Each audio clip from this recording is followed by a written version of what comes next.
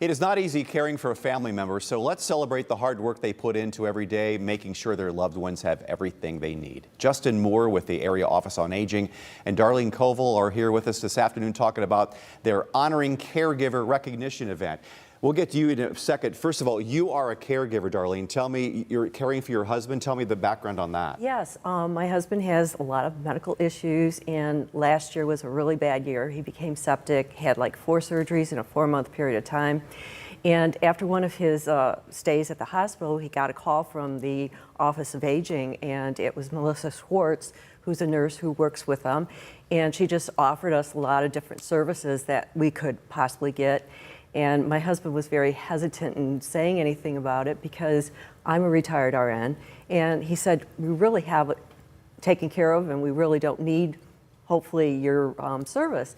And she goes, oh, just let me come in and talk to you, and certainly did. She's been a blessing ever since. The whole program is great. Now, Justin, in her case, it's a spouse, but in a lot of cases, you may be in her situation, but it's an elderly parent, right. and there's a lot more physical issues to deal with there because look, you know, I've dealt with my father in a nursing home recently, and it's like $8,000–9,000 a month, and the money only lasts so long. Exactly. So I mean, a lot of people are just forced financially because it's almost impossible to pay for that. So caring in home for elderly parent is an incredible job. Right, and it not only is it an incredible job, but it's also one that oftentimes is very selfless. Individuals who tend to be very selfless are doing this work. It's not only stressful emotionally.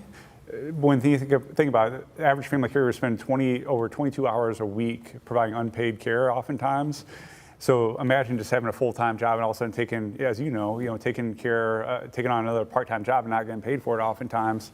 Average family caregivers financially spend $7,000 out of their own pocket a year on the care for their aging loved one. And then oftentimes people are getting second guessed by siblings across the state or whatever, kind of backseat caregiving, right? Telling you how you're supposed to be doing it, and you're doing your best with it, what you're doing on a daily basis. So it's oftentimes a very thankless role that individuals are stepping into, but it's an extremely important role that Darlene and others are doing, and you. And stepping up and caring for their aging loved ones, right? We can't do what we do at the Area Office on Aging without the support of family caregivers.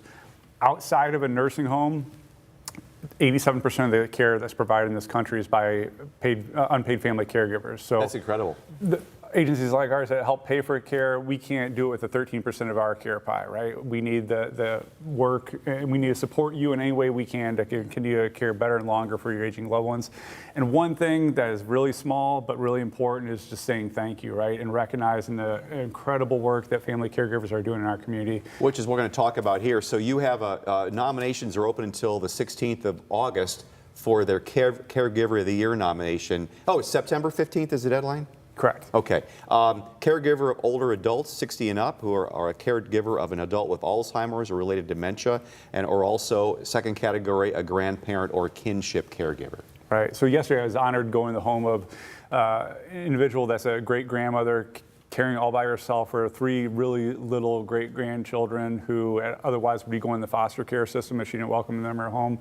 And, it's incredible, extremely tough, but oftentimes very rewarding work, too, to see that she's able to keep the great-grandchildren together that otherwise would not be together if they went into the foster care system, likely.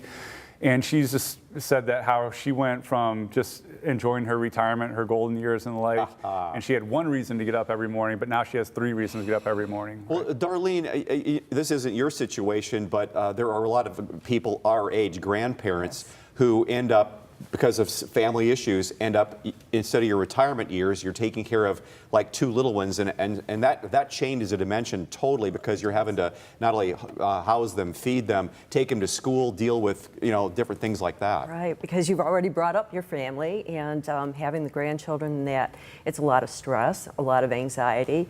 And to have this program come in and say, we can help, or having this recognition dinner, I think is just a wonderful thing because they are so humble and they give from the heart. And I think they need that recognition.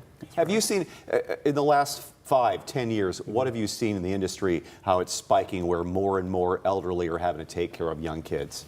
Yeah, it's such a growing need. We have a kinship navigator program that helps grandparents and relatives raising children kind of navigate that scenario and give them support through that process. It started off as a very small program, has grown significantly over the last several decades. Thankful to Job and Family Services and Children's Services for their financial support of that growth. It is a program that just got nationally recognized as a best practice nationally in this space. So it is a growing need, and the foster care system has a lot of strains on it because of this. And grandparents are doing a lot to just keep these families together, keep them out of the foster care system whenever possible. And it's incredible work that's being done, and the community will benefit for generations to come. I want to thank both of you for coming in, Justin and Darlene. Again, the nominations are out there for the Caregiver of the Year. So the information right there. Nominate a caregiver. Deadline is September 15th.